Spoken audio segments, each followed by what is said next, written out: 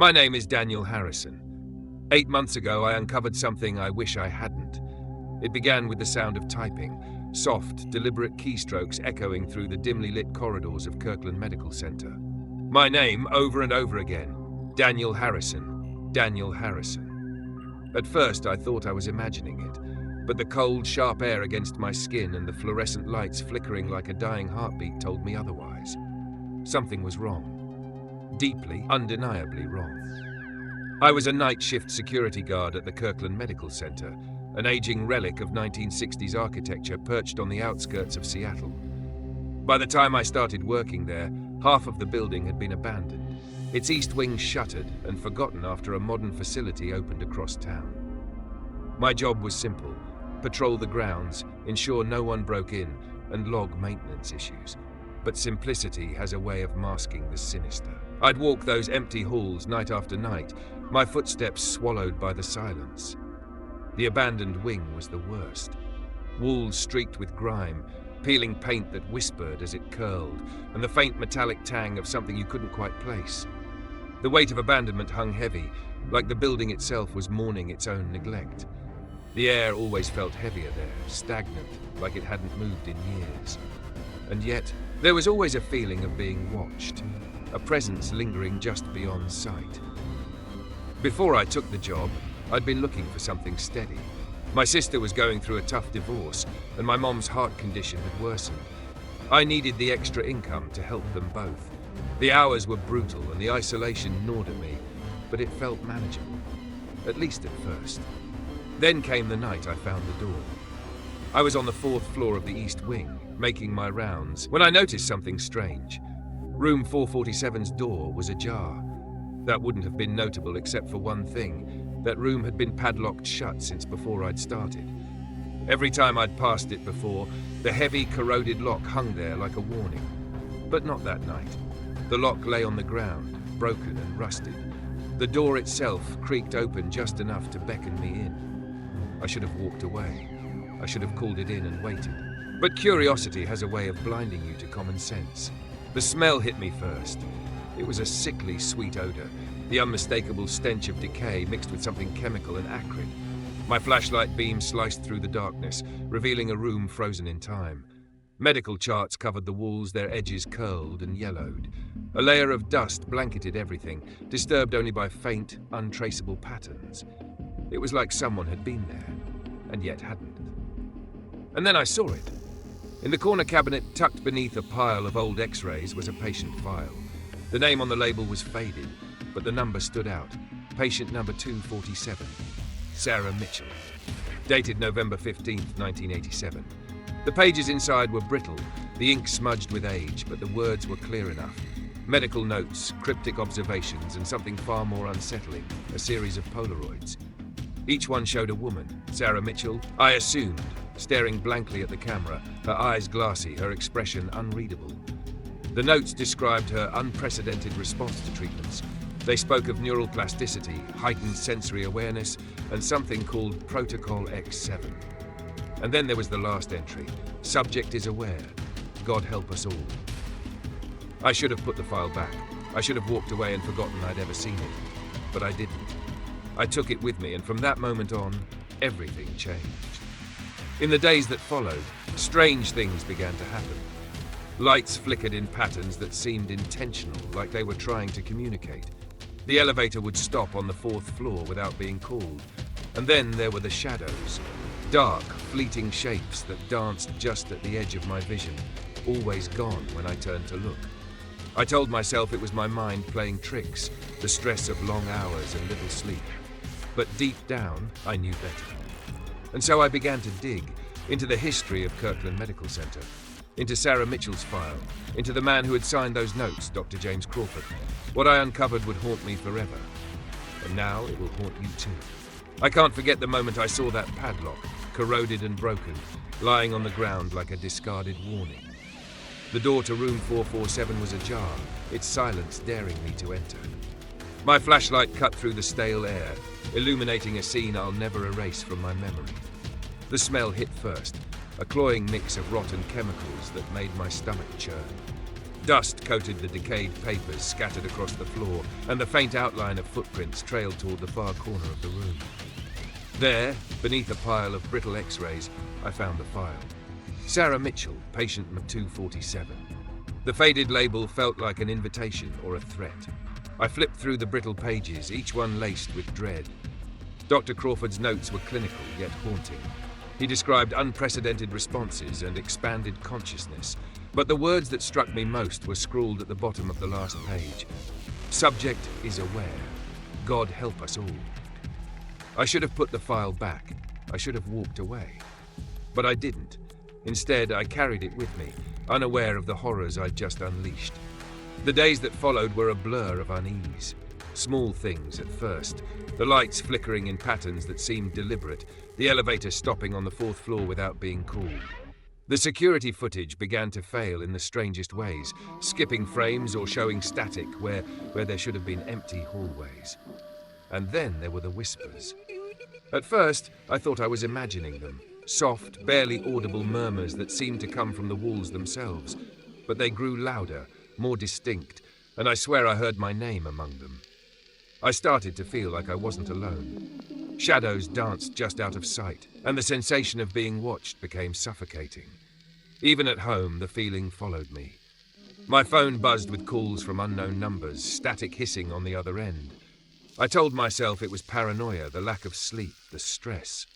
But deep down I knew the truth. Something had changed. Something was watching me. The file led me to the records archive, a cavernous room I'd never ventured into before. The air was thick with dust and silence, the kind that makes you hold your breath. In the far corner, behind rows of rusted filing cabinets, I found a door I hadn't noticed before. It was unmarked, almost hidden, but it called to me. The cabinet inside was labelled Special Cases. The lock was flimsy, and it gave way with a single tug. My hands trembled as I pulled out another file marked with Sarah's name.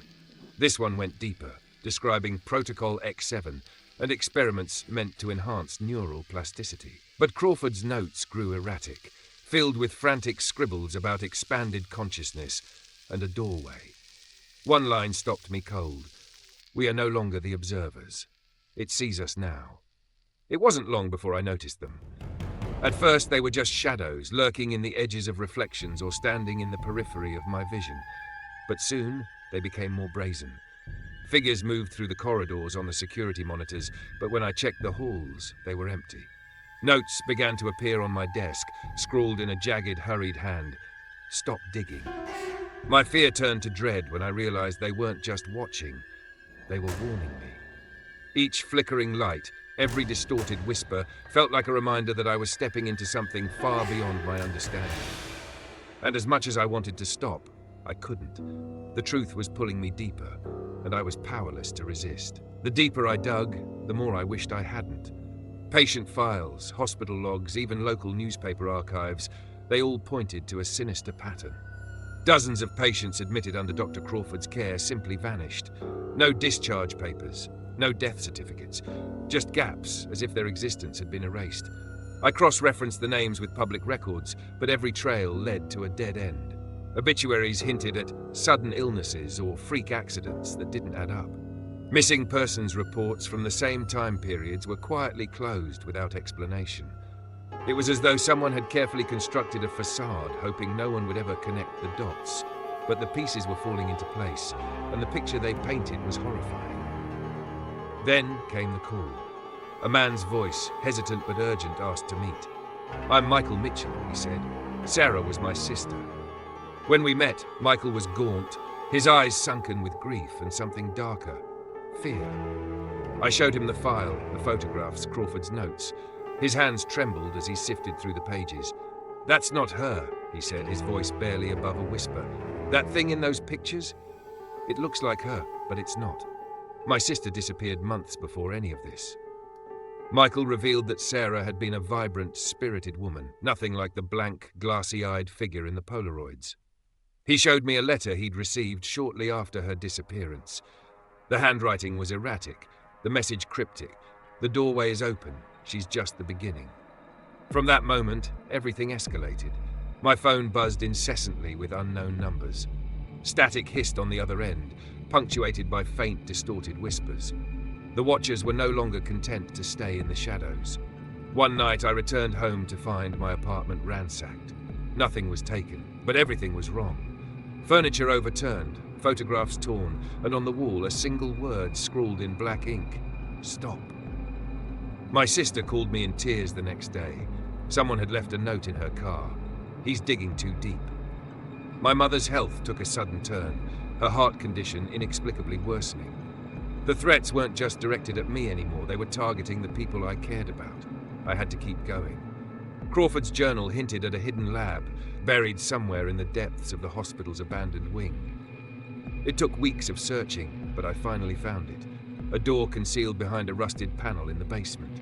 The air inside was heavy, thick with the scent of decay, and something acrid that burned my throat. Monitors lined the walls, their screens cracked and lifeless. Chairs with leather restraints stood in the center, their metal frames stained with rust and something darker. On the desk lay Crawford's journal, its pages filled with frantic scribbles. His once meticulous handwriting devolved into chaos, recounting experiments that pushed the boundaries of human consciousness. He wrote of unprecedented responses and bridging the void, but the final entries were almost unreadable. One sentence stood out, underlined so many times the paper had nearly torn. The experiments didn't create anything. They opened the door. The messages wouldn't stop. Scrawled notes in my locker, cryptic texts from untraceable numbers, the whispers that now seemed to follow me everywhere. All of them pointed to one place: room 447. Against every instinct, I found myself standing before that cursed door once more. This time it swung open without resistance, revealing a darkness that seemed to swallow my flashlight's beam whole. The air was thick, oppressive, and alive with an energy that made my skin crawl.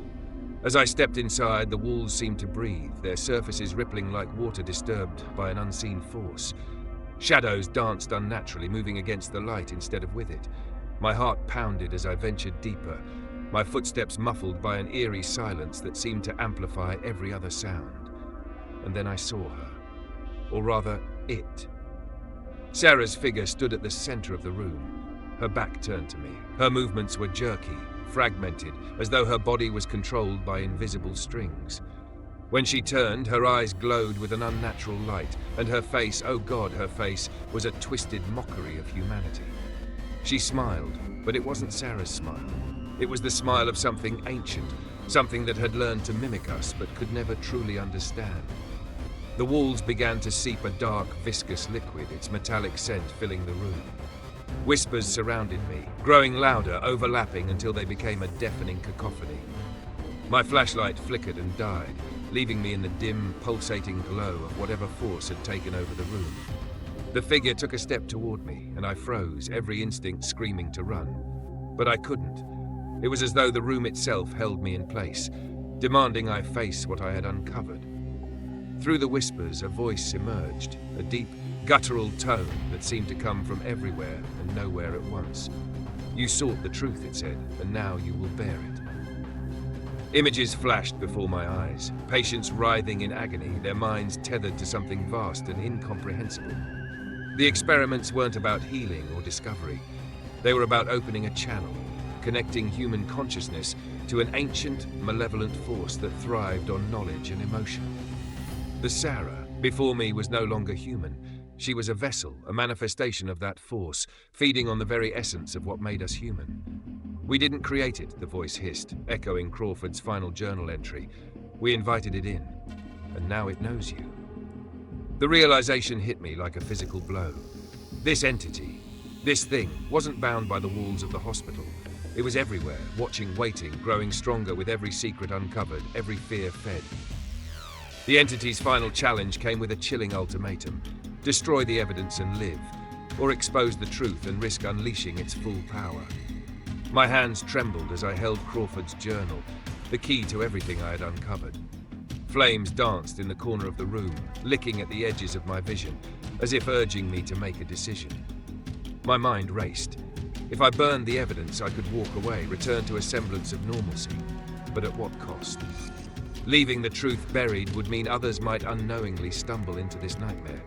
Exposing it could give humanity a chance to fight back, but it might also invite the entity to spread further, faster.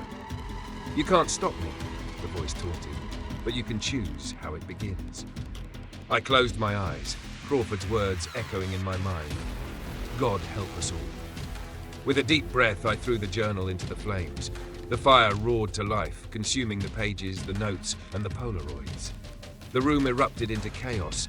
Shadows shrieked, the walls bled rivers of black, and the figure that had once been Sarah let out a piercing wail before dissolving into ash. When the fire died, the room was empty. No liquid on the walls, no whispers in the air, just silence. But as I stepped out into the hallway, I couldn't shake the feeling that it wasn't over, that it would never be over. I had made my choice, but I had no idea what consequences it would bring. In the weeks that followed, I tried to tell my story. I reached out to reporters, shared what little evidence I had left, and even submitted Crawford's journal fragments to investigators, but every attempt was met with silence or dismissal. The files I'd saved to my computer were gone, replaced by error messages and corrupted data. The journalists I contacted never responded, and one even left me a curt voicemail. Drop it, for your own good. The more I pushed, the worse it got. Security footage from the hospital had mysteriously vanished. Public records were altered to show no connection between Sarah Mitchell and Kirkland Medical Center. Even my own accounts, emails, handwritten notes, recorded statements, seemed to disappear or distort beyond recognition. It was as if the truth itself was being erased, and I was powerless to stop it. And then there were the signs. The camera in my apartment would glitch, capturing flickers of movement that weren't there. Shadows slid across walls without a source. My phone rang at odd hours, only to play bursts of static or a faint voice whispering my name. At night, I could feel eyes on me, always just out of sight. Whatever I'd faced in room 447 wasn't done with me, not yet. The hospital denied everything, of course. They issued a statement claiming the East Wing had been decommissioned for decades and that no experiments had ever been conducted there. It was a lie, but a convincing one. They had power, influence, and resources. Everything I didn't. But I wasn't entirely alone.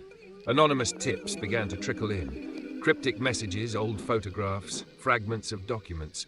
They hinted at similar experiments conducted in other facilities, hidden under different names and guises.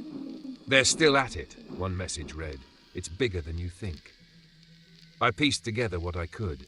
Hospitals in other states, research labs with questionable funding, even private clinics, all tied together by a shadowy network that seemed to share one goal, opening the door. Kirkland Medical Center was just one piece of a much larger puzzle, and the entity they'd unleashed was spreading its influence far beyond Seattle. I don't know how much longer I have. They're watching me, erasing me piece by piece. But if you're hearing this, if you're reading my words, you need to understand. This isn't over. It never will be. They're still out there, and now they know about you too. As I finish this, my computer screen flickers. The cursor moves on its own, typing a single word repeatedly. Your name.